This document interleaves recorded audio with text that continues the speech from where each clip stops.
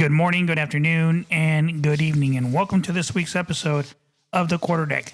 This week, we're going to continue with our reading of our book with the 1st Marine Division in Iraq of 2003, No Greater Friend, No Worst Enemy, and we're going to take a look at the tempo of the logistics now that the division is moving towards Baghdad. In our hero highlights this week, we're going to take a look at the story of Sergeant Robert Allen Owens, United States Marine Corps. Drop and give me 25. I'm the gunny. It's time for the gunning. It's time. The Quarterdeck. Lights. Get online right now. You got 10, 9, 8, 7, 6, 5, 4, 3, 2, 1, 0. Hello, my bunch of knuckle-dragging, beer-drinking, hard-charging devil dogs. You're listening to the Quarterdeck. I am your host, Miguel, the Gunny Science. Get off the bus! I do solemnly swear that I will support and defend the Constitution of the United States against all enemies, foreign and domestic.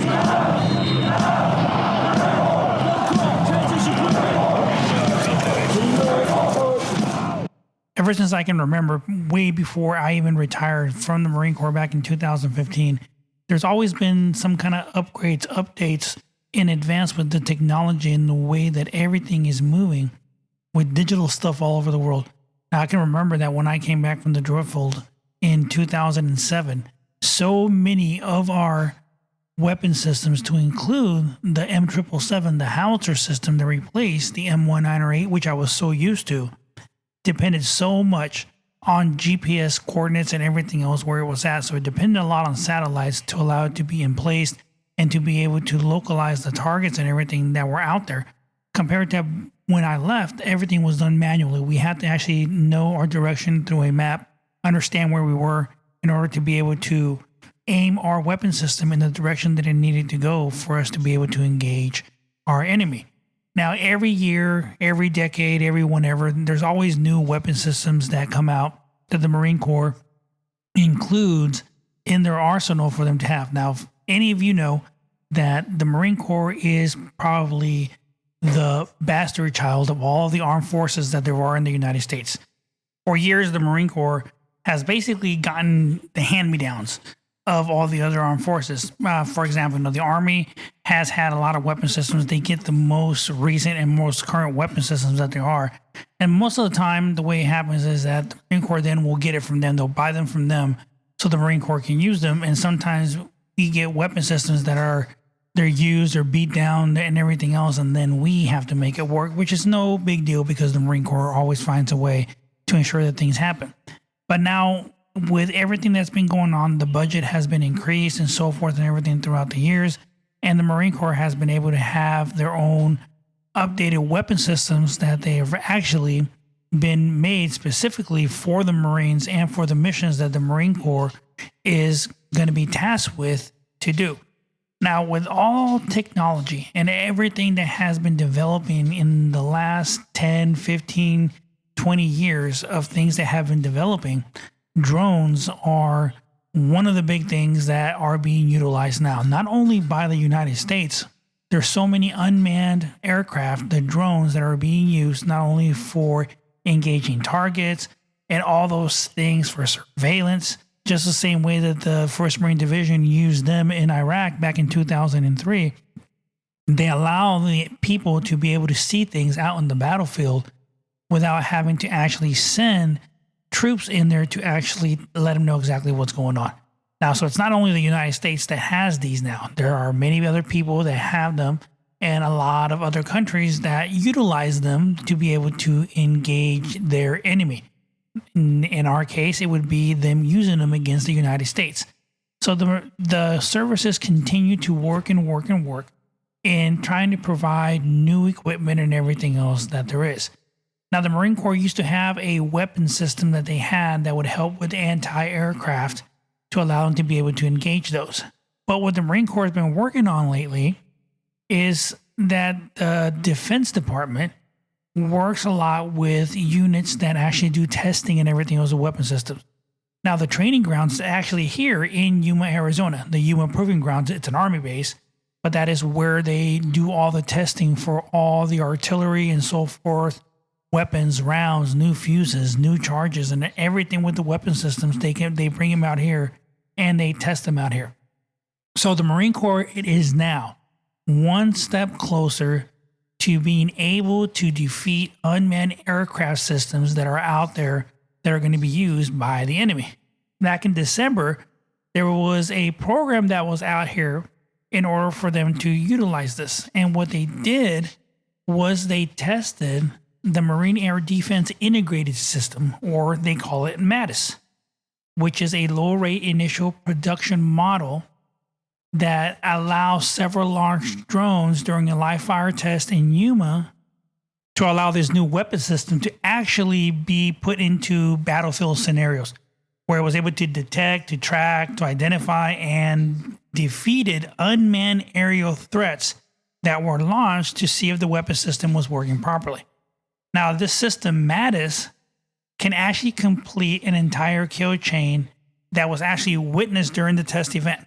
And this was a Colonel Andrew Connick, that basically said that it is a linchpin for mission success and our ability to neutralize airborne threats, which in turn increases our lethality.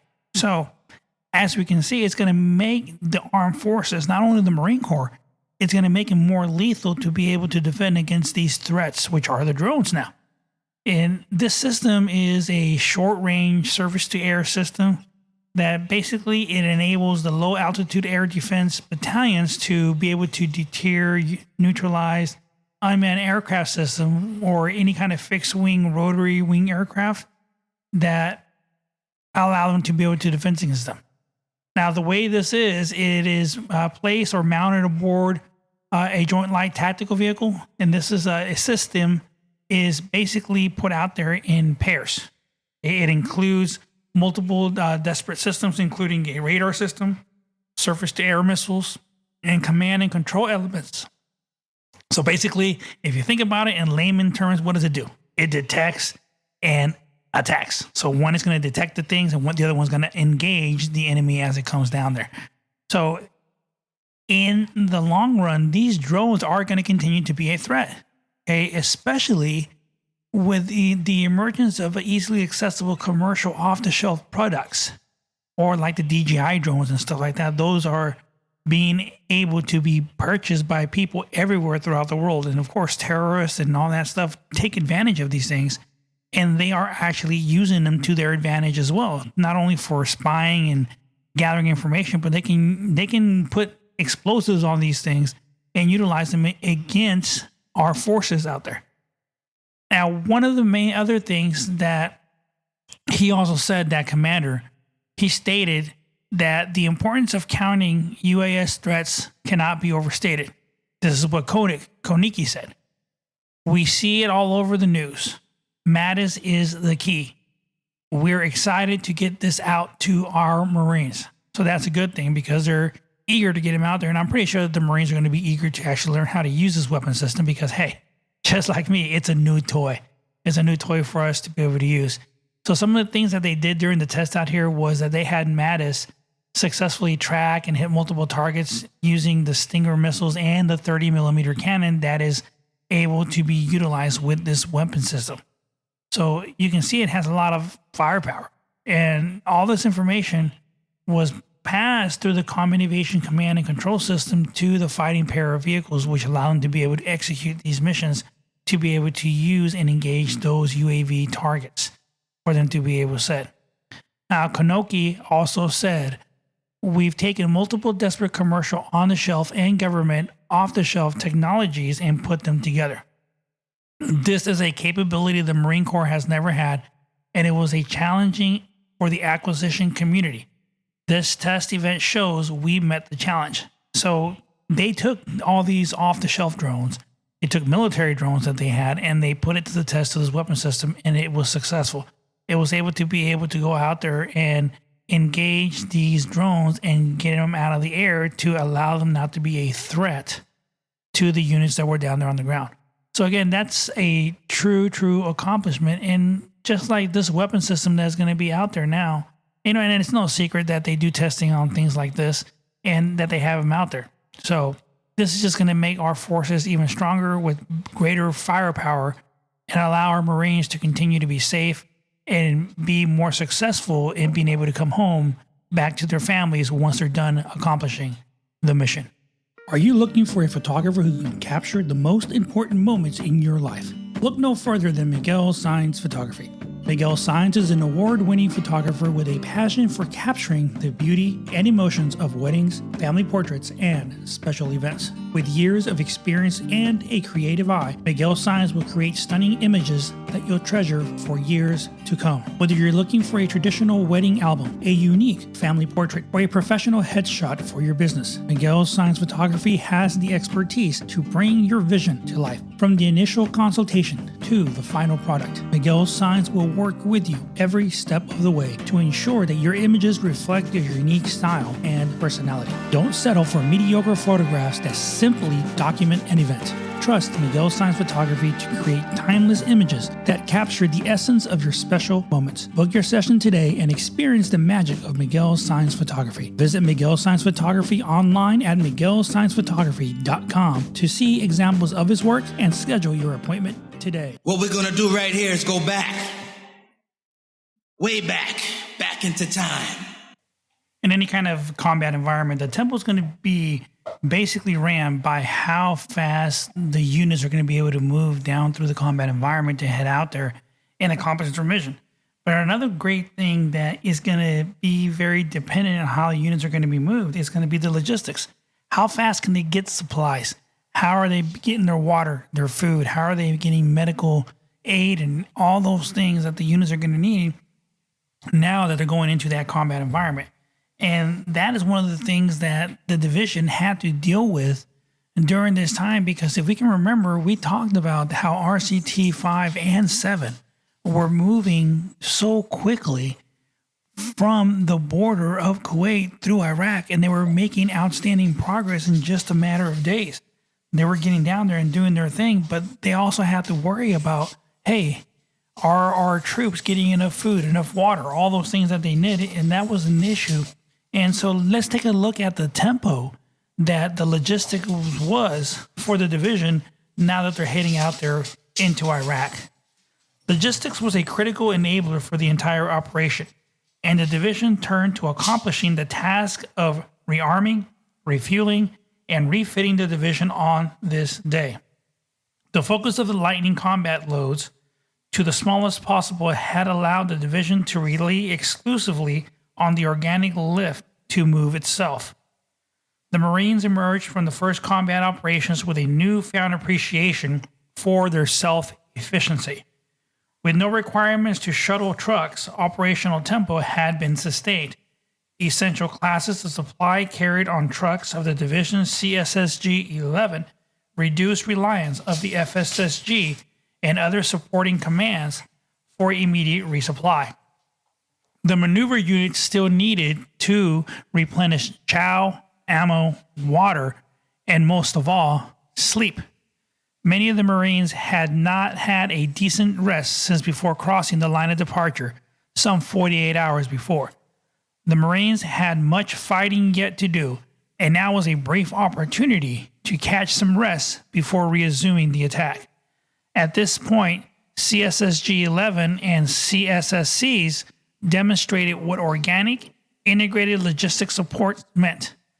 With precision of the foresight, Colonel John Pompert and CSSG-11 staff established RRPs near the tactical assembly areas of RCT-7 and RCT-5 to allow them to quickly obtain the necessary supplies to sustain their attack.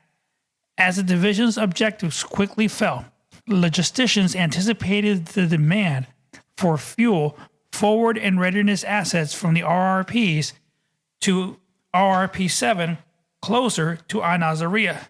Now, the entire division made its way through the line pre-stage RRPs to top off fuel tanks prior to crossing the Euphrates.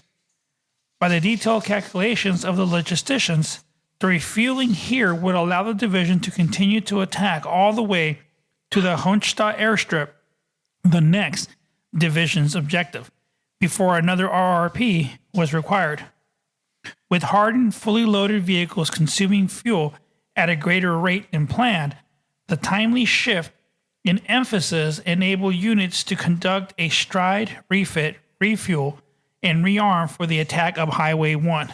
CSSG-11 had met its first real battlefield challenge and overcame it handily. And the affirmation of the principle of organic mobile CSSC elements was a confidence builder for the RCTs.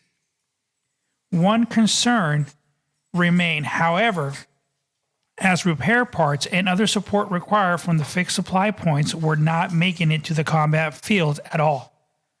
This would be a significant logistic shortfall that would plague the division for the entire campaign. On 22 March, RCT-5 completed a RIP in the South Rumalaya oil fields with the 16th Air Assault Brigade, 1st UK Division. Following the relief in place, the RCT conducted a road march on Highway 8 to near the Euphrates River at crossing west of Al Nazariya. The RIP of artillery was the simplest of all, as the artillerymen had already established both US and UK artillery firing positions in support of operational of the Rumalaya area. The US firing battalions were able to quickly disengage with no loss of fire support capability. The 7th Royal Horse Artillery, supplied by its own counter-battery radar and supporting elements, seamlessly picked up the fight when the 11th Marines rolled to the west. So as we can see, logistics was becoming an issue, not only for some of the challenge stuff and everything, because I can remember that there were days where we had to wait just because of the logistics was so far behind us. Not to say that we didn't have enough water or food or stuff, but there were times that we know that we were kind of scarce and we were told to, hey, minimize the amount of water, try to minimize that, the amount of chow that we're consuming on a daily basis because they're behind. And it wasn't only like they were talking about the supply chain for the parts and stuff and everything that we needed for the vehicles. Well, that was a big issue because we needed to have parts to be able to repair our vehicles because we were driving on terrain that, wasn't really meant to be driven on. So we were making our own roads as we headed across the desert. And this was not until after that first resupply and refuel point that we headed into. And then we were getting ready to do our attack up Highway 1, which was going to be all concreted area.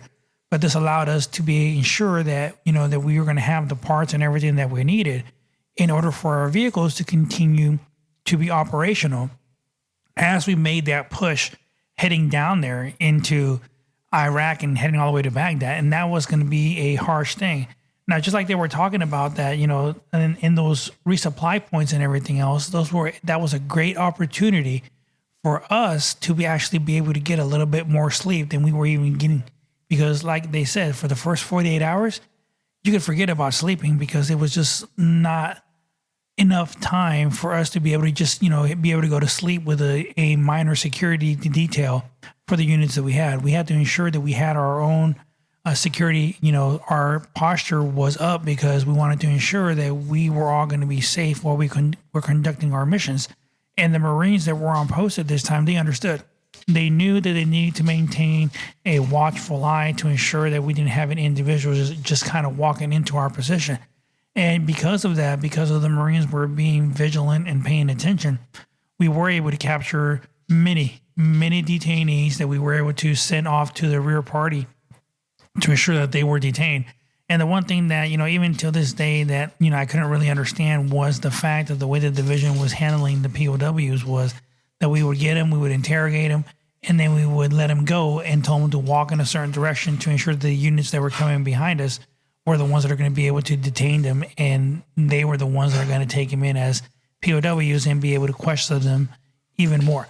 So logistics is very, very, very important, even though it's one of the minor things that we hardly ever really think about because, we always have our ammunition, we always have our water. So that's something that we don't think about. And, my hat goes off to those commanders, those officers, those Marines that were making all of that happen to ensure that we had everything that we needed. While it might have taken a little bit longer to get to us than we originally expected to ensure that we had everything that we needed, but hey, they busted their ass and they made sure that we were going to be able to have everything that we needed in order for us to continue with our mission and be able to go down there to Iraq and defeat the Saddam regime and continue to kick their ass as we made our way, heading all the way into Baghdad. Hero highlight.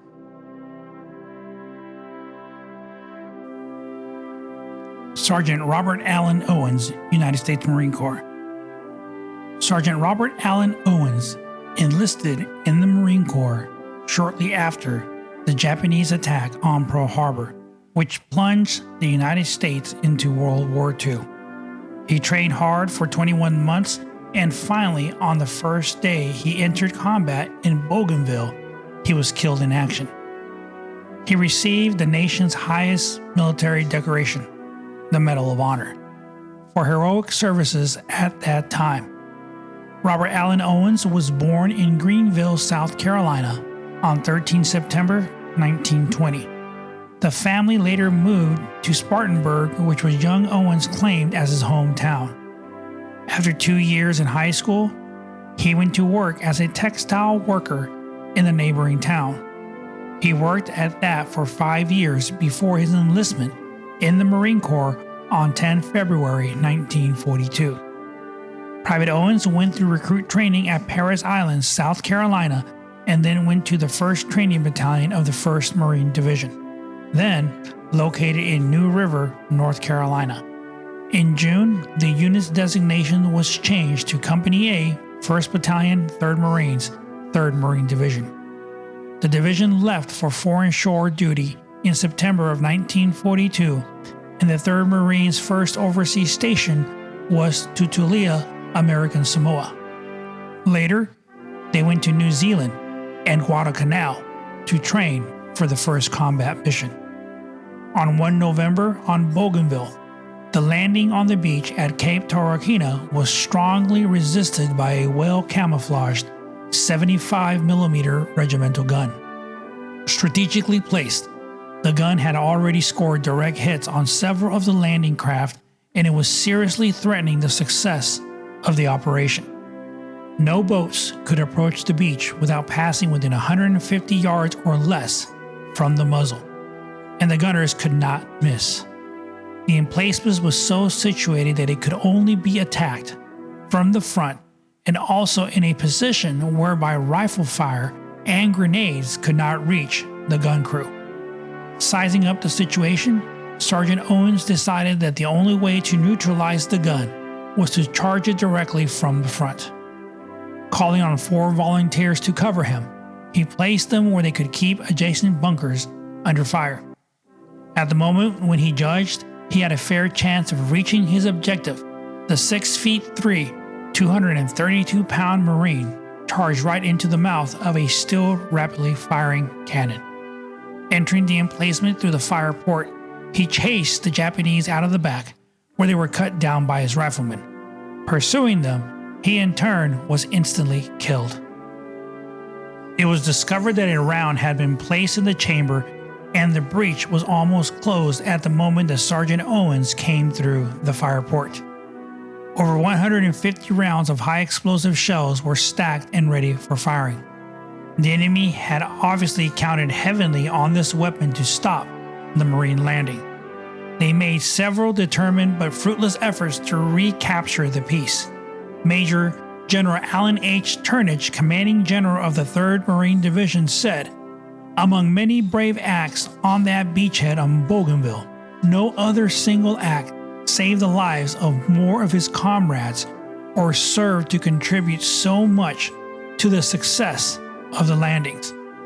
General Alexander A. Vandergrift, the Commandant of the Marine Corps, and Major General Turnage so strongly recommended the Medal of Honor for Sergeant Owens, who had already received the Navy Cross posthumously, that the case was reviewed and the General's recommendations were adopted. The medal was presented to the hero's father at his home in Drayton, South Carolina on 12 August 1945 by Major General Clayton B. Vogel, then the commanding general of the Marine Barracks, Parris Island, South Carolina.